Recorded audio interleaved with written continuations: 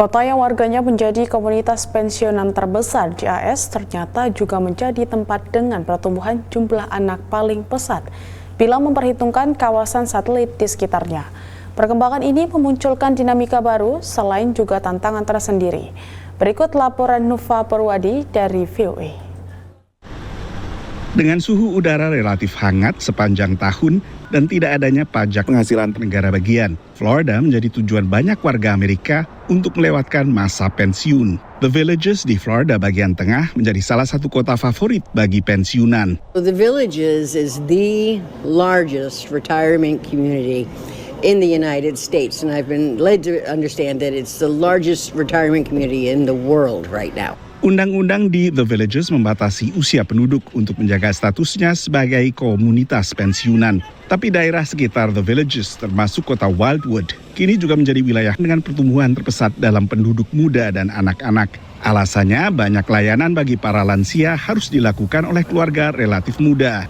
We moved up here just to find something more family-friendly, conservative, more space, slower paced for our young kids, more land, things like that. And we like it up here. It's just been an adjustment.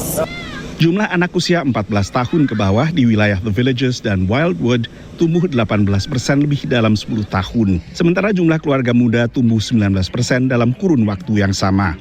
I actually was born and grew up right down the street from where I'm living now, further into Wildwood, and we moved out when I was about 6 or 7 years old because it just almost seemed like kind of a dead-end neighborhood, a dead-end town. And after I grew up, got married, and moved back, it was like you were coming to a completely different town. It was almost starting to become Orlando-esque. Orlando adalah destinasi wisata ramai di Florida, tempat Disney World dan Universal Orlando berada.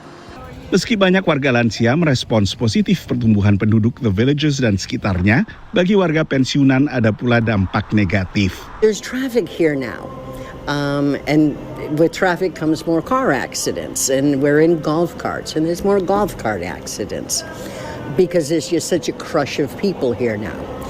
And as long as the Villages keeps growing, people will keep coming. Sementara bagi keluarga muda yang tinggal di sekitar, salah satu kekurangan kawasan The Villages dan sekitarnya adalah minimnya layanan medis bagi anak, karena fasilitas medis lebih banyak diarahkan pada warga lansia.